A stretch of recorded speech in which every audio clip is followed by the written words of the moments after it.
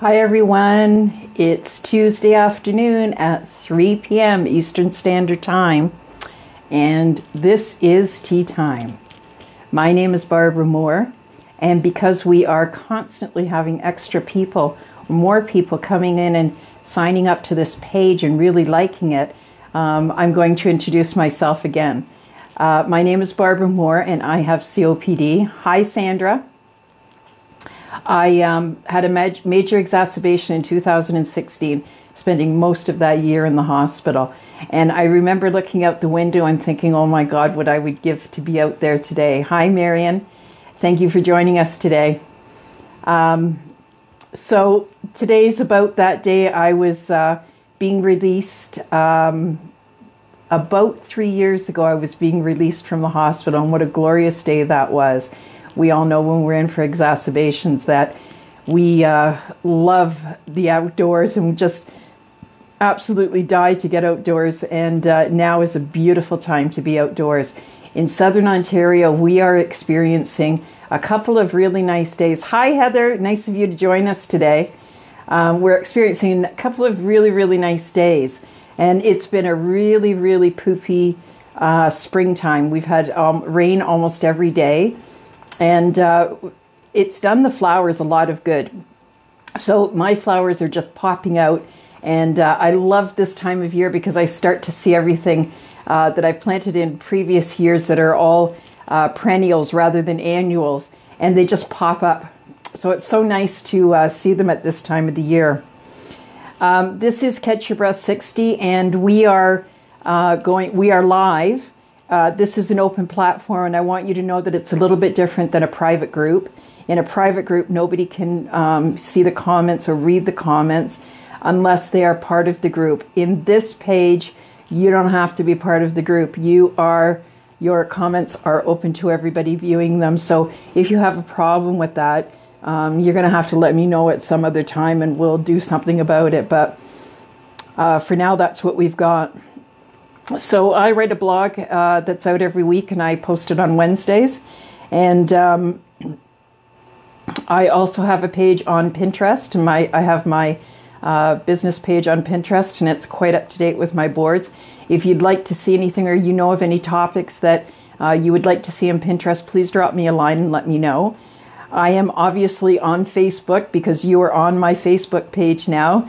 Hi, Amy. Hi, Pamela. Nice of you to join us today. I am active on Twitter, and I share quite a bit of stuff on Twitter.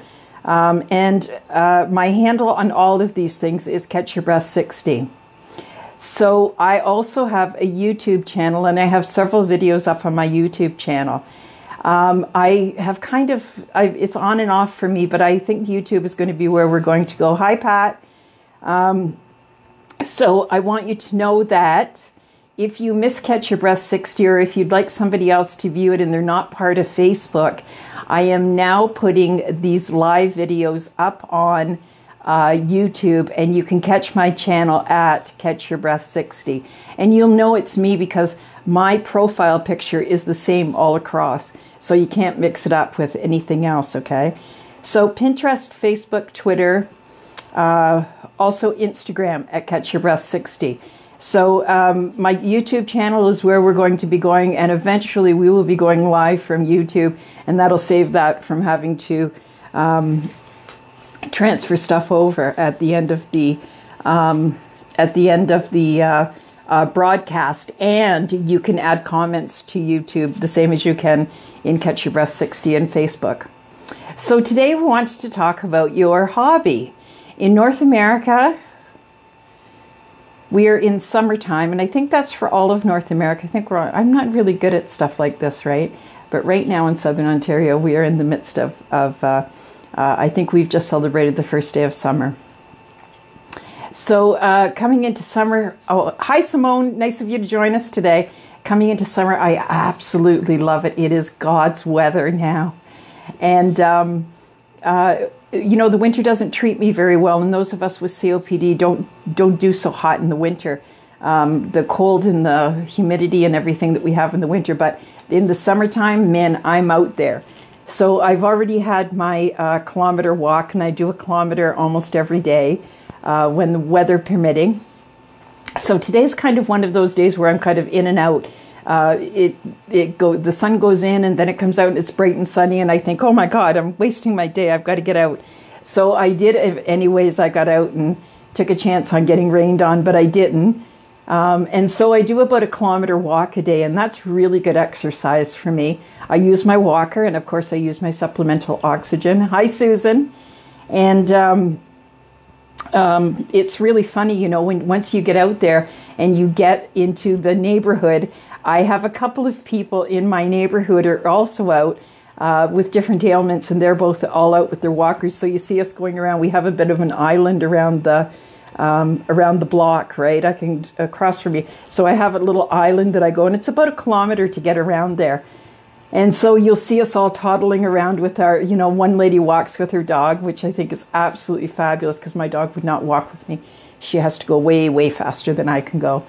And my next dog will be walking with me. So it's pretty interesting, right, to see that people are going out with their walkers. Do you go out with your walker? Do you go out of the house with your supplemental oxygen? And somebody said something to me the other day, one of the posts that I put up. I said, you know, some people see oxygen. Once they're wearing oxygen, they don't want to go out of the house with it. And she was offended, and I felt bad that I offended her because I certainly didn't mean that. I go out with my supplemental oxygen, and we were at a dude last night with my sister-in-law's, and her granddaughter had graduated, and we were there, and you know, everybody was there. It was all normal and everything, except for me, who was wearing my supplemental oxygen and panting like crazy to get in the front door. It was quite a ways from the parking lot. But anyways, you know what? I did it, and they're all used to that. I think there was a table of 20 of us, and everybody's used to it, and nobody says anything about it, you know. So if you're wearing supplemental oxygen, get the hell out of the house with supplemental oxygen. Once people see you once, it takes 2 seconds to get over the shock. And how they react to it is not your issue. It's not your business. Your business is to take care of yourself and to be as active as possible. So that's what I'm doing to be active. But the question is today, what is your hobby? So who has a hobby? My hobby is a little bit seasonal. I'm going to tell you about it in a minute. So who else has a hobby that they do? And what do you do to distract yourself from this chronic illness that we have? That even as we're aging, we need something to do, you know, something besides the normal, we read a book, or, you know, almost everybody reads a book now. But what other hobbies do you have?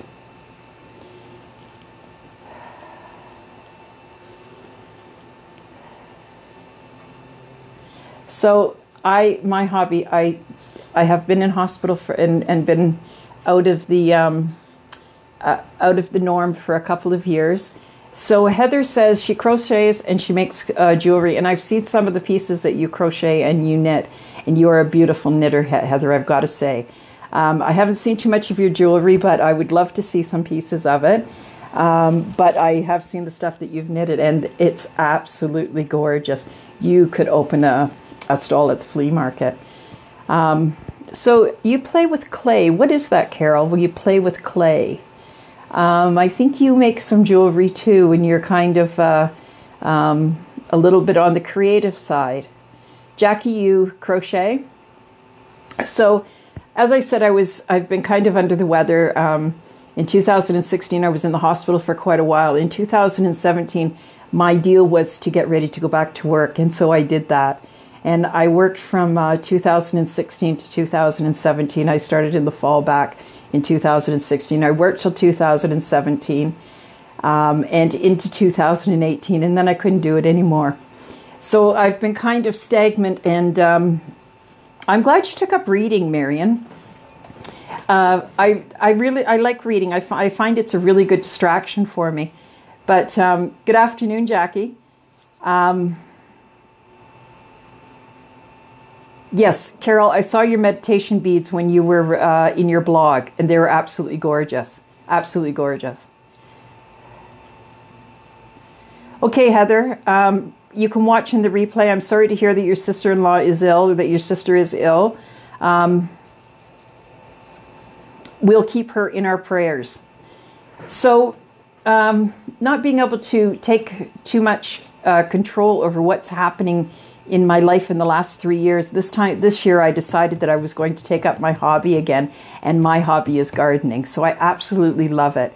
And my husband and I have quite a not a huge property, but we do a lot of gardening. And in the past, we have done a lot of gardening throughout. You know, everything is here. We're changing stuff and moving stuff around, and I like perennials because they come back. You get real bang for your buck for perennials, right? But we also do a couple of annuals and so forth. So this year, I decided to get back into gardening. Now, Annette Miller, I hear you saying all the time that you're planting like 70 and 90 bulbs, and I don't know what kind of a property you have, but I don't. Mine's not quite that. Mine's not quite that ambitious. So reading and knitting and learning. Oh, learning to quilt. Learning to quilt would be a fabulous thing. I'd love to do that for the winter. That is an absolute fabulous project for the winter. So I started this summer. Last year, my daughter and I built a garden on my windowsill. I have a.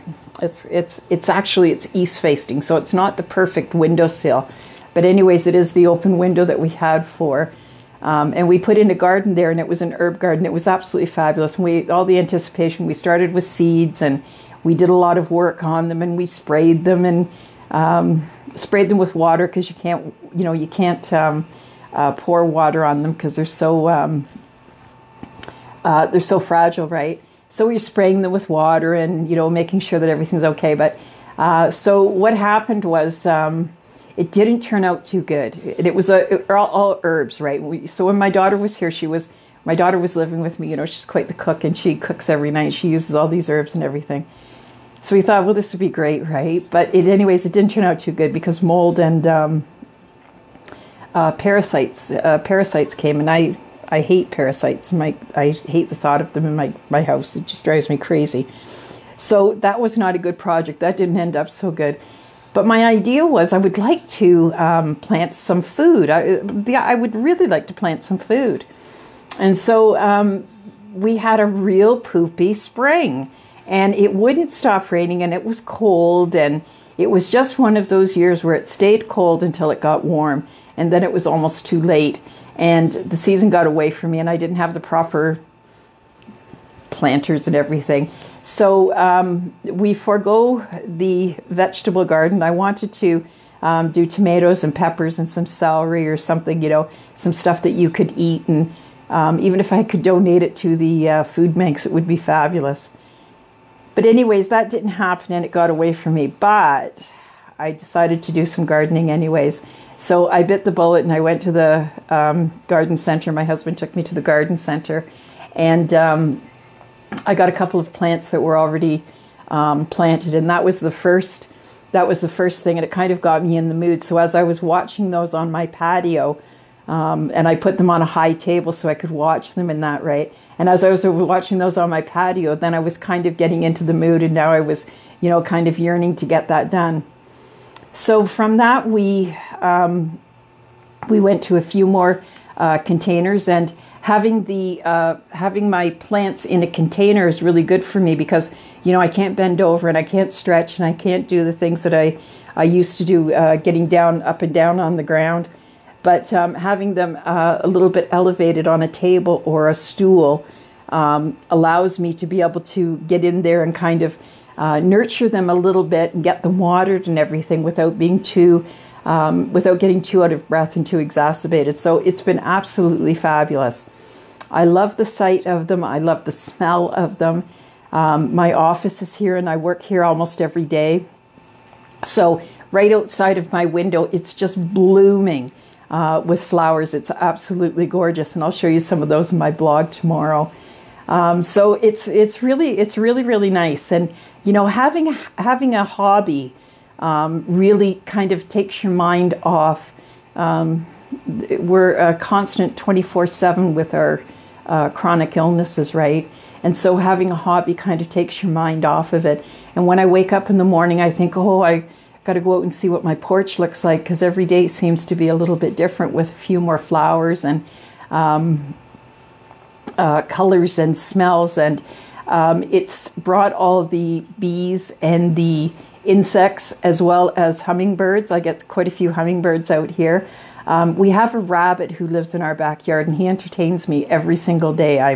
I'm looking out the garden, and he's entertaining me, so that's kind of cool. Although I think most of our neighborhoods are kind of overpopulated with rabbits. I don't know why I'm so enamored with this one that is living in my garden, but he comes almost every day, and I can see him, and he kind of looks up at me like, hey, you're still there, right? So it's pretty cool. So what's the point of this whole thing? I got to tell you that having a hobby, and I'm not a hobby person, that's my problem. You know, I'm really a worker, and being a worker, I tend to always am looking for something that I can, you know, do to be productive. But I never think about just a hobby. I never think about something like that. And I've never been a real hobby person, except for my gardening. So getting into this, as you're saying, Carol, it really helps to alleviate the anxiety. It gives me something else to think about. So when I get up in the morning, I'm thinking about what is today going to bring. What new birds am I going to see? What new bees and all of that stuff. You know, we're very, very interested in the bees and what's happening with that, all of that stuff, because, you know, they're going to pollinate our food. And if we don't have our bees, we're going to be in big trouble. So I'm now at the point where my garden is kind of done. Oh, you get bears in your backyard. Jackie, you're so lucky. Do they come and play on the swings and go in the pool and all of that stuff? I see videos on Facebook and that of, you know, the bears in the backyard. It's pretty cool. We don't quite live that rule, and we do have backyards that are surrounding us, so we're not out in the country at all, or not enough. The most that we've ever had in our backyard was a possum, and that was pretty cool, except that they're a little bit not on the very attractive side, but other than that, there's nothing wrong with them, right? Having a bird feeder attached to your kitchen window is great, and then you've got it there for when you're cooking, and you can see them coming in and everything, right? We had bird feeders in our yard one year, and my husband decided that he was going to put sunflower seeds in the bird feeders, so that because that attracts the blue jays, and we have a lot of blue jays up here in North America, or in Southern Ontario. We have a lot of blue jays, and so he put all these bird feeders around, and I think we had 3 or 4 of them, and they were filled with sunflower seeds. So the birds are very dirty eaters, because half of what they pack out of the seed goes on the ground. So the next year, we went out in the spring, and we're looking at all these things growing, and my backyard was full of sunflowers. And the sunflowers got so big that we had to snap the sunflowers off, and we just put them on the table, on the picnic table, and the birds would come down and peck out all the sunflower seeds. It was pretty cool, right? So, you know, the only reason why I don't have bird feeders now is because I have a cat that's a killer. He goes out, and he's a wild kind of a cat, and he would kill any birds that came to the feeder. It also attracts a lot of mice and rodents. So I kind of shy away from the bird feeders now. I'm not too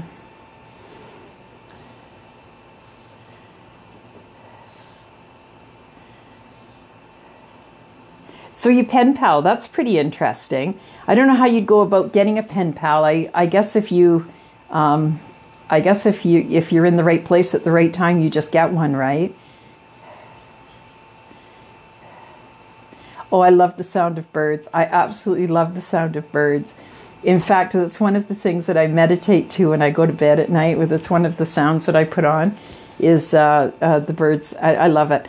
I had we first got our video camera many years ago, I put a videotape of right on the bird feeder. I just let it go for, I don't know how long the videotapes were, I have 2 or 3 hours or whatever, right? But I used to sit and watch it all the time. That was kind of my meditation, right? Well, that's pretty cool, Carol. 2 things are cool about this. Carol says that I write back and forth with my ex-mother-in-law. 2 things are cool about this, Carol. One is that you speak to your ex-mother-in-law. And the other is that you write to her. That's pretty cool. You know, there's something to be said, and I think I said this one time in one of my journal posts. There's something to be said about putting pen to paper. We've kind of lost the art these days, right? Because everybody jumps on the computer and goes, oh, okay, you know, I'll send you an email, right? But there's something to be said about putting pen to paper. And Carol, I think it would be a great idea if we had COP pen pals around the world. Those of us with COPD and chronic illnesses have to learn to do something different. Because even when you're exercising and you're, you know, getting active and you're concentrating on what you're doing and that sort of thing, it just takes your mind off how bad you feel. And most of us, oh, there's Facebook groups for pen pals. There you go. It's easy to get pen pals because everything's on Facebook, right? Absolutely everything is on Facebook. So, yeah, we got to move away a little bit from, you know, our illness and try and take on other things, some things that, you know, keep you busy. So I have, you know, my Tuesdays are kind of carved out here with the tasks that I have to do before and the tasks that I have to do after tea time, because, you know, tea time is Tuesday. And so the rest of my week, I like to have something, you know, it's going like I like to have fill Wednesdays with something and Thursdays with something and Fridays with something. So Fridays, you know, did I tell you that we are taking our grandson on Friday and we're babysitting on Friday? So I absolutely love that, you know, because I love that little guy so much. And so that's Tuesdays and Fridays are taken up anyways, right? I think that everybody is embarking on a long weekend. What does everybody do with their long weekend? This will be the last tea time actually for June. Oh my God, I can't believe how fast the time goes. So this will be the last tea time for June. And we're embarking on a long weekend.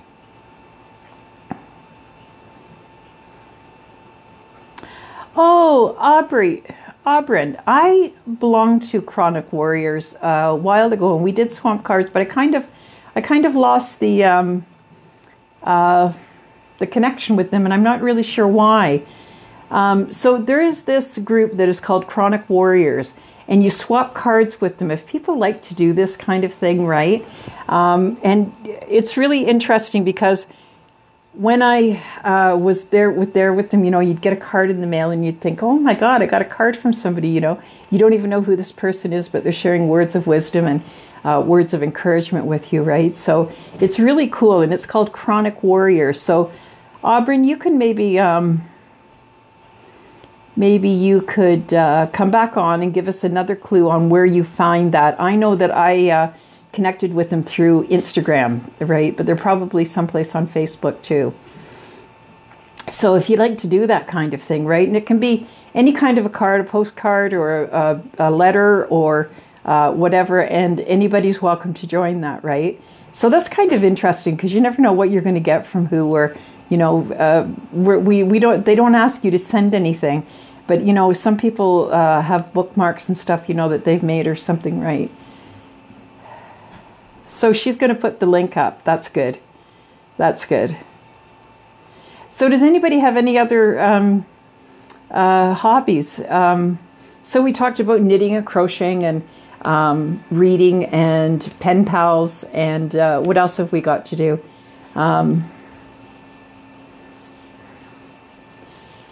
What else do we do?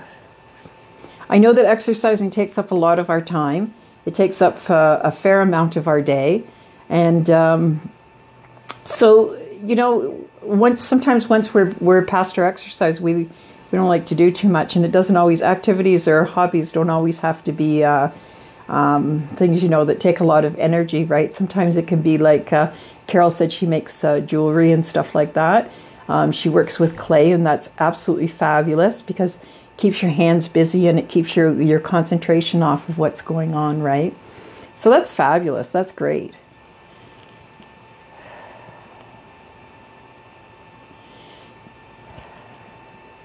Okay, well, Auburn. So what freebie groups are you joining on Facebook, Jackie? Facebook has, I don't know, does everybody know that there's so many Facebook groups? There's a Facebook group for almost everything. And if anybody okay, you'll keep looking and you'll send it to us. You can send it through Catch Your Breath anytime and on this page. Yes, if you're looking for a group, the thing is that it's a little bit passive, but it's okay. There's a group for everything on Facebook, and if anybody is interested in joining a group in a specific, thing. Oh, you saw handbags. That's pretty cool. How do you do that? Do you do that online?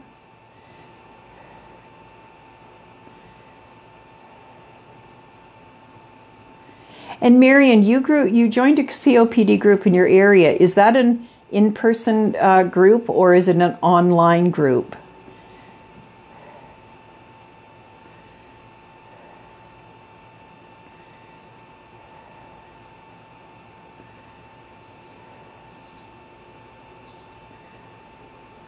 I take classes online.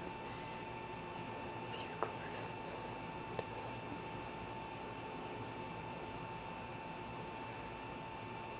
It is Aubin like Robin without the R or other places, okay? Aubin. Aubin. Did I say it right? It's Aubin. I've always been terrible with names. It's an in-person group. Marion, I'm interested in hearing about that.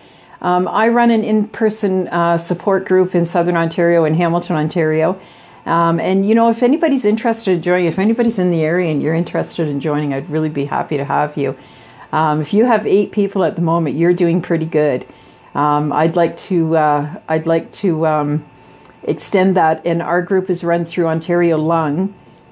So we have no means of advertising, and I'm not sure exactly. How did you get your people there, Marion? I'd love to have a private conversation with you about it. Aubin. Just like Robin, but without the R. That's perfect. Yeah, so I've always been terrible with names. Even when I had students, you can ask any one of them, I was terrible with names. So that's about it for Tea Time today on Facebook.